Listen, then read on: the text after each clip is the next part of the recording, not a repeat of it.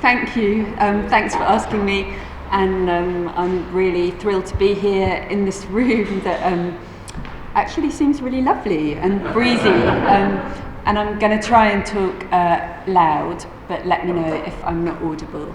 I'm a reporter from The Guardian. Normally my job is writing about policy, so I look at the impact of government policy away from Westminster. I spend a lot of time travelling outside of London, looking at how bits of legislation play out beyond London. And I am keen to talk today about the issue that I've been working on for the last 20 months, which is the Windrush immigration scandal.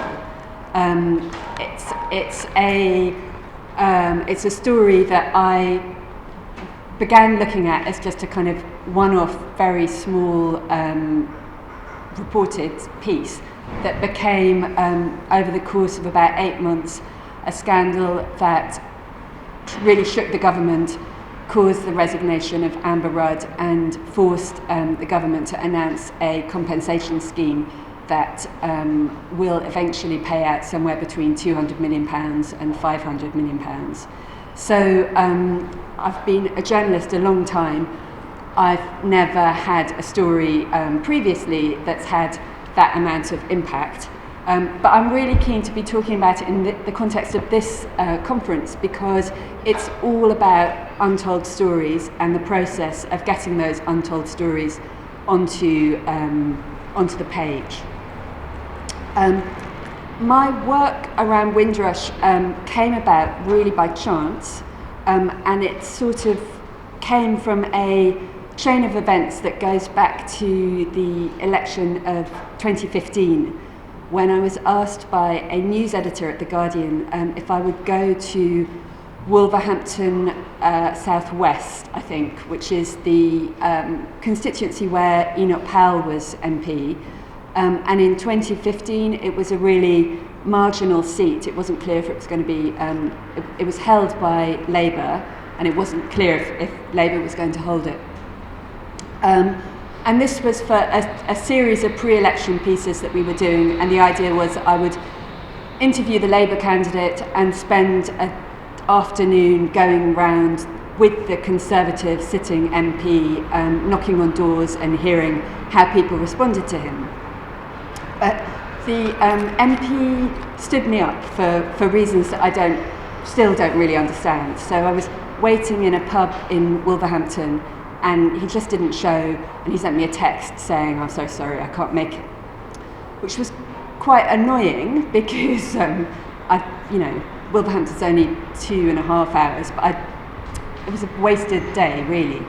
So I had to fill the afternoon kind of very quickly, and I've spent an unexpected, really interesting couple of hours visiting a local charity called the Refugee and Migrant Centre in Wolverhampton that deals with, that supports a lot of refugees, talking to them about immigration as an issue, because that was obviously one of the key themes of the 2015 election.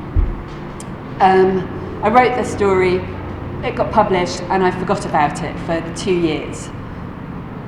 And then in 2017, I had an email from somebody who worked at that charity, and the heading was something like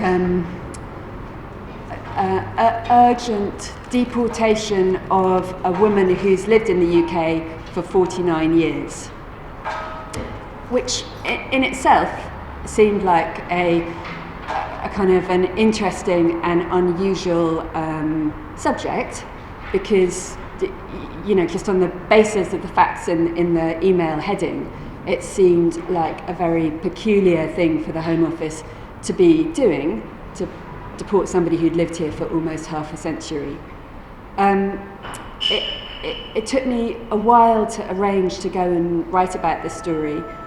By the time that I met the woman, she had been released because she was being held in Yarlswood Detention Centre, which, as you probably know, is one of the most notorious women's only immigration removal centres.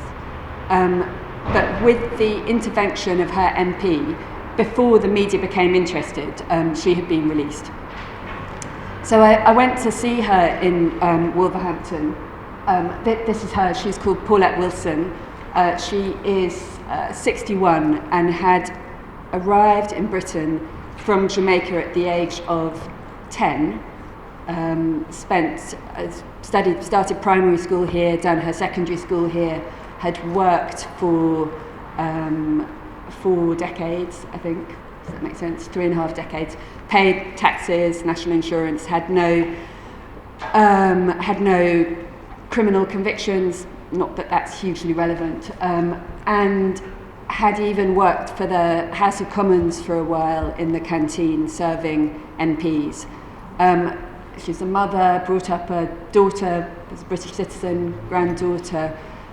Really wasn't somebody who it seemed obvious that there was a need to deport back to a country that she hadn't visited for 50 years. So I went to see her. I spent maybe 2 hours sitting with her in her flat in Wolverhampton trying to understand what might have happened. And it wasn't immediately obvious what the cause was, but it looked like it was just a kind of really terrible Home Office bureaucratic mistake. At that time she was still, although she'd been released, she was still waiting to be re-detained, and she was still being told that the likelihood was that she would be deported.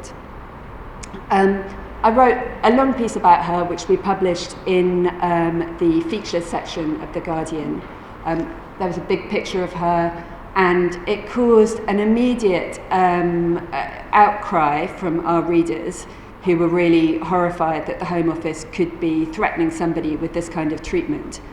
It caused no political response at all, and I wasn't really sure where to take it, except that within hours of it being published, I got a call from a man who said I needed to come and interview his father, who had recently been released from detention, where he'd spent 5 weeks, again in an immigration removal centre, and he had arrived in the UK at the age of 9, had worked here for 4 decades, paid taxes, never been in trouble with the law. There was no reason that he could understand why he'd been detained and why he was being threatened with deportation. He actually had a ticket booked back to Jamaica, which had only just been kind of cancelled with the intervention of a lawyer a couple of days before I saw him. We published another piece in The Guardian about him, again without really fully understanding what the background to this issue was, but again just on the bare facts of it, it seemed completely outrageous.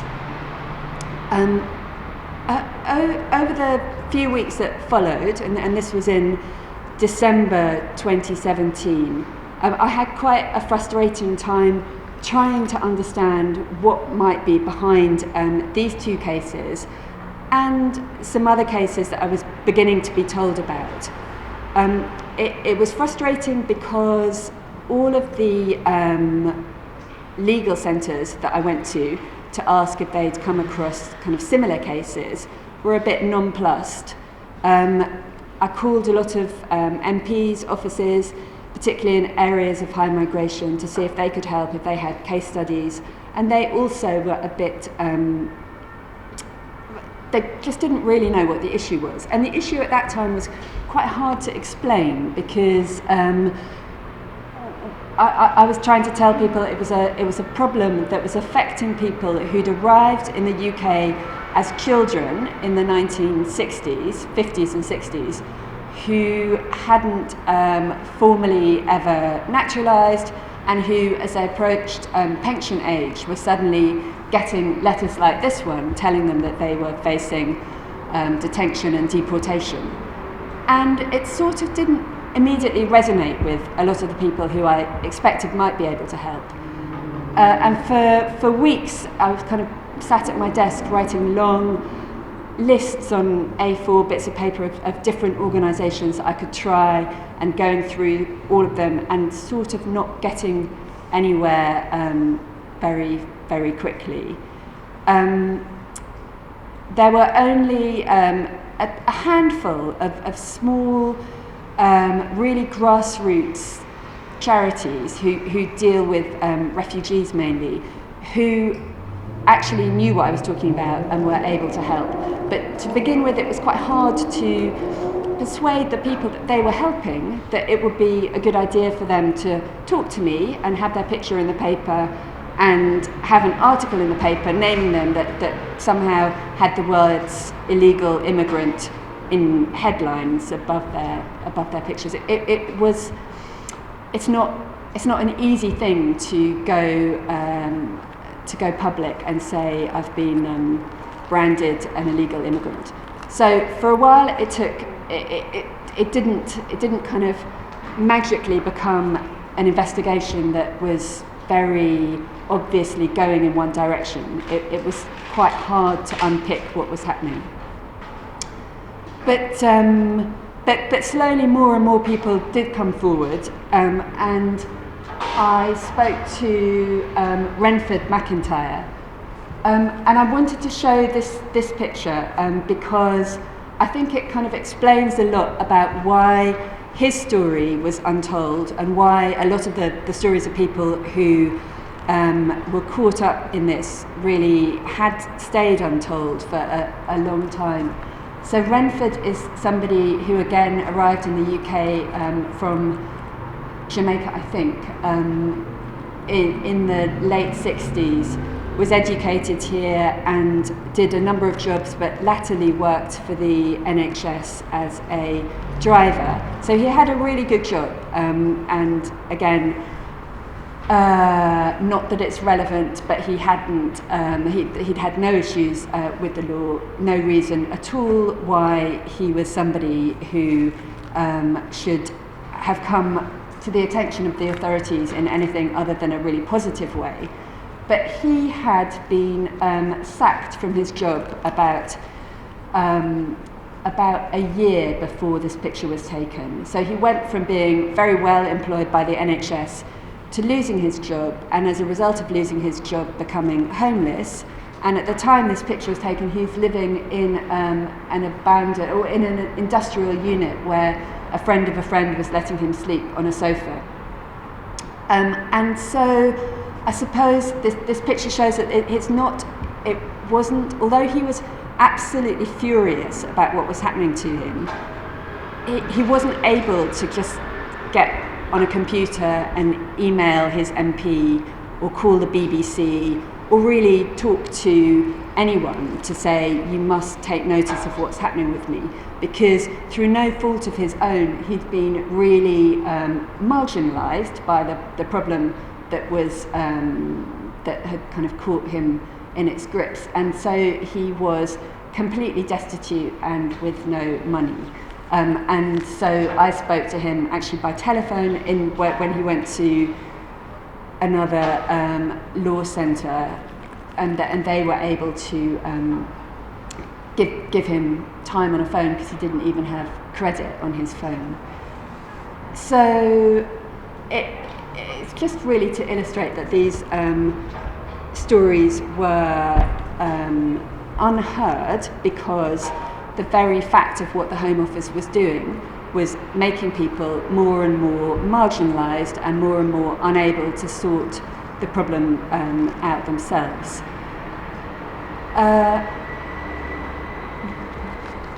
This went on week by week, trying to find more people for some months. Gradually, we began to get quite a kind of body of people who had spoken to us. And one of the decisions that was made quite early on by news editors was that we should make sure that everyone we spoke to had a really good portrait taken of them, so that readers could see that these were people who were so not the kind of media image of illegal immigrants who kind of clutching on the undercarriage of a lorry coming in through the tunnel, but these are people who have families here, who've lived here for a long time, who somehow just look very British.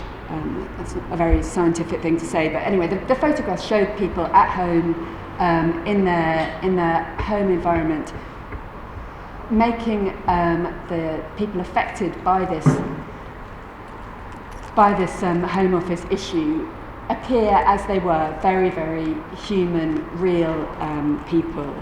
And I think having those photographs certainly made it much easier to get readers on side, even though of course there was always a bit of a discussion about, is it helpful for people to have their picture in the paper? You know, these are vulnerable people, would it make their lives more complicated to be named, or would it have been better to report their cases anonymously? And I think we only did it in one person's case. We had to change his name because there was an appeal going through, and this was a man who had prostate cancer and had been told by the NHS that he was going to have to pay £54,000 to receive his cancer treatment. And his lawyer didn't want his name in the paper because he thought very strongly that it wouldn't be helpful. So we gave him another name, but we did photograph him. He's not here.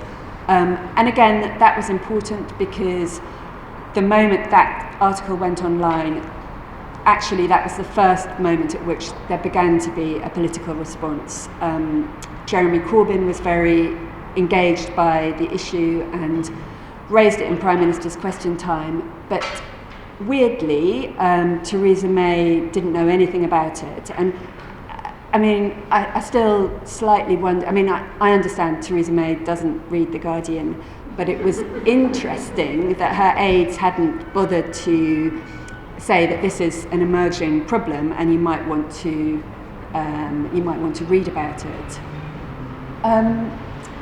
So that was, I think, in February of last year that it began to get a tiny bit of political traction. It was mentioned on PMQs, but it still wasn't something that the Prime Minister was interested in. I couldn't get the Home Secretary to comment. The Home Office, every time we published a piece, I had to go to them for a comment. And pretty much invariably, they would provide a comment that somehow suggested that the fault was with the individuals. And they would say, oh, well, they haven't filled the right form in, they need to get legal advice and submit the form. Not somehow realising that legal aid for immigration cases had been more or less cancelled in 2012, and that the money to even submit the form to get a kind of preliminary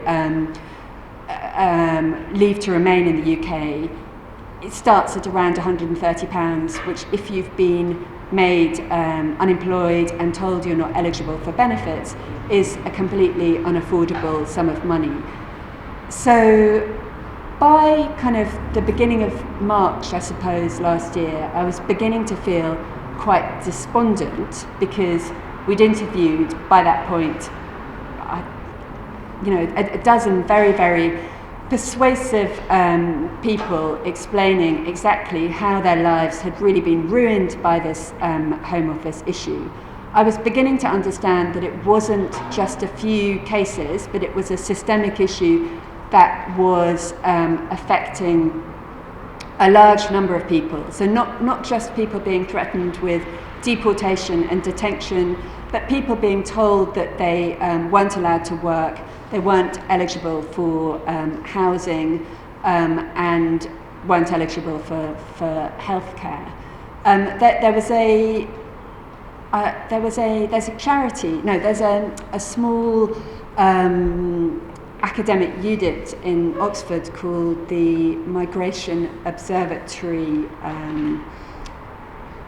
Department. I forget what the full title is. Anyway, on my long list of kind of borrowed places that I wanted to try and find people to help me, they were one of them, and I spoke to them in March, and they, as a result of the articles in The Guardian, had been running their own research, and they'd just discovered that they believed that around 500,000 people came from the Caribbean or other Commonwealth countries before 1973, which was the cut-off point for kind of free movement from the Commonwealth. And they believed that around 58,000 of them hadn't formally naturalised to become British citizens. So at that point, I realised that this problem that I knew was something affecting hundreds of people had the capacity to be something affecting thousands of people. But still, there wasn't any government response. And there wasn't really any government response until April, when the most extraordinary, swift U-turn imaginable happened over the course of not even 24 hours. On the day that the Commonwealth Heads of Government meeting opened in London. So in normal circumstances, the Commonwealth Heads of Government meeting isn't something that would be in any way interesting to anybody, but in a post-Brexit environment when politicians were kind of bending over backwards to try and make new allies and make new kind of links beyond Europe, it had suddenly taken on an unusual significance. And in the week before, I met the High Commissioners of the 12 Caribbean countries who, having had no understanding of this problem, had finally, quite belatedly, become quite engaged and angry about it. And they said in the course of a meeting that I was sitting in on, that they had requested a meeting with Theresa May over the course of this summit, and they'd been told by Downing Street that she didn't have time to schedule the meeting. And so I wrote that piece and we put it on our front page, and that was the moment at which this issue, which the government had been sweeping under the carpet and trying to ignore for about 6 months, crossed from being a kind of small, ignorable problem to really briefly an international scandal, because it looked like such a snub from the Prime Minister, possibly a racist snub. And we put on the front page that Theresa May had refused this meeting, and within hours,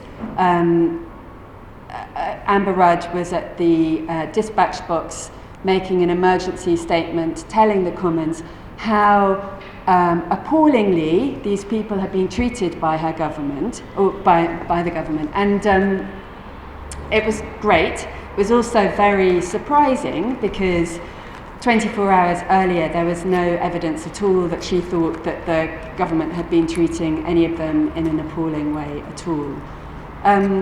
Within a couple of weeks, we put the story on the front page every day for a fortnight, and by the end of that fortnight,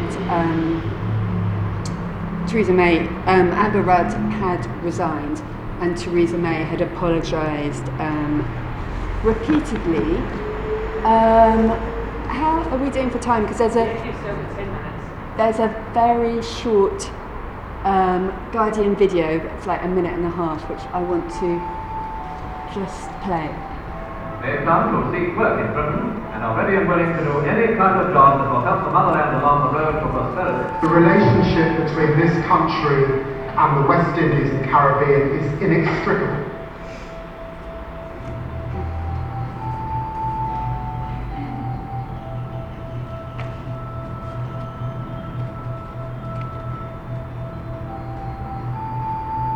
When my parents and their generation arrived in this country under the Nationality Act of 1948, they arrived here as British citizens.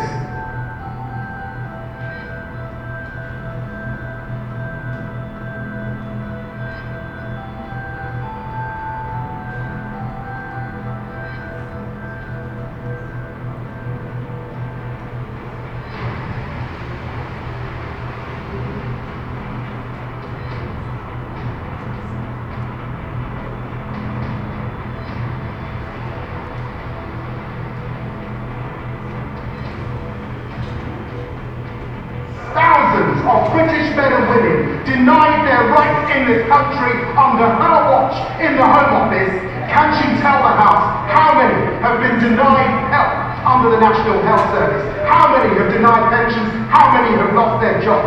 This is a day of national shame, and it has come about because of a hostile environment policy that was begun under her Prime Minister. Mr. Speaker, I share the Honourable Gentleman's admiration for the people who came here from the Caribbean and contributed so much to our society. I want to apologise to you today because we are genuinely sorry for any anxiety in these wars.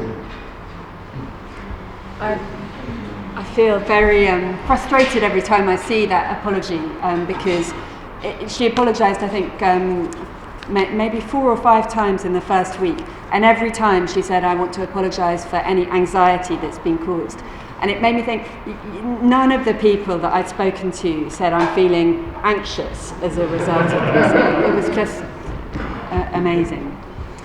Anyway, a year on, I suppose if I'd spoken here a year ago, I would have felt really triumphant. Amber Rudd resigned, Sajid Javid came in, he said he didn't like the word hostile environment, he was going to introduce a new compliant environment, and that the Home Office would become a more compassionate and humane organisation. A year on, that really hasn't happened. As we know, the compliant environment is the same as a hostile environment, just with a different name.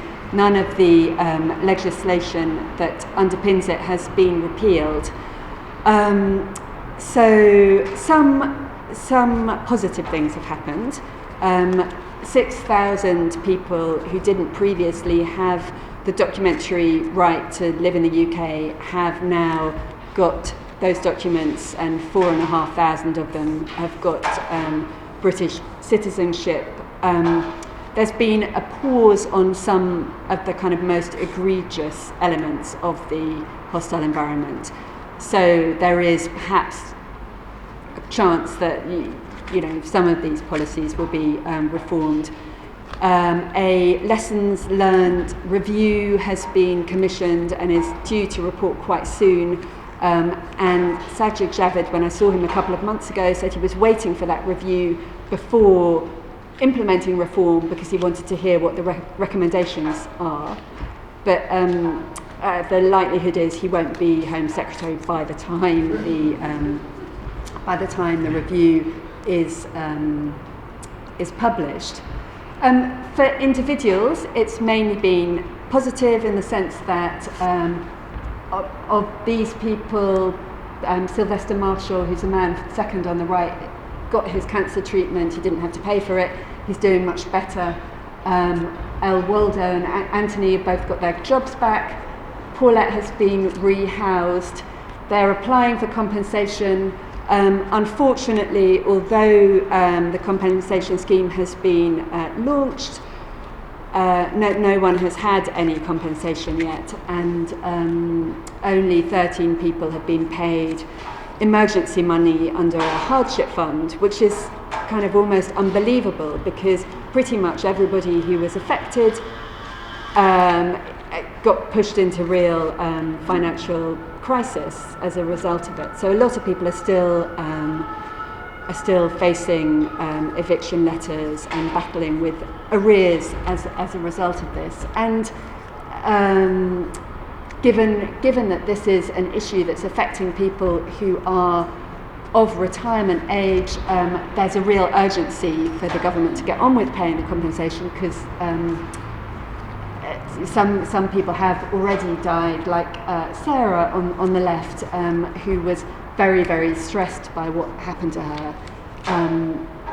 So I want to be optimistic, and in many ways I feel like reporting this issue has made me feel incredibly re-energized and positive about the kind of nature of being a journalist.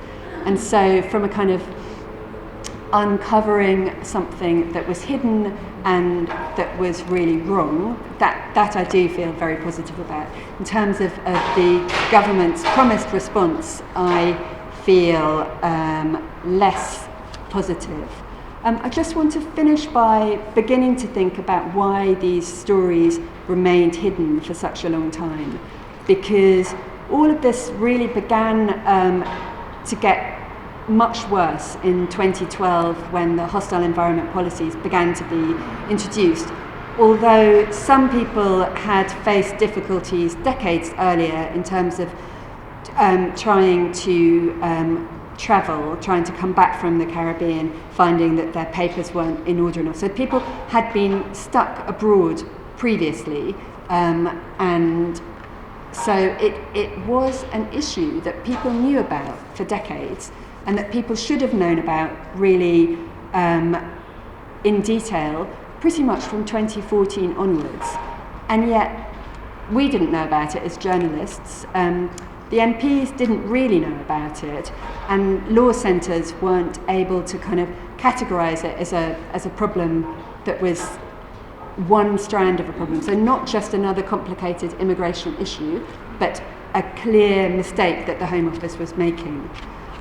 And so I think there are a few reasons. Partly it's the kind of shame and embarrassment felt by people who were told that they were illegal immigrants and who didn't want to tell even their closest family, not their friends about it, and certainly not a journalist. That's in the first instance. Secondly, all of this coincided with a shrinking of a lot of the support centres available. So local law centres were shrinking because of this cut to legal aid, but as well as that, there were kind of, as a result of austerity, cuts to advice centres. The whole race equality national movement of grassroots bodies that might have been alert to this was also shrinking and was losing its funding. And really the issue of local newspapers disappearing is, I think, another factor, because you didn't have people on the ground in these areas, towns like Leeds and Birmingham and Manchester, although all of those places do have good newspapers, that there just wasn't somehow the staff of reporters listening to these issues.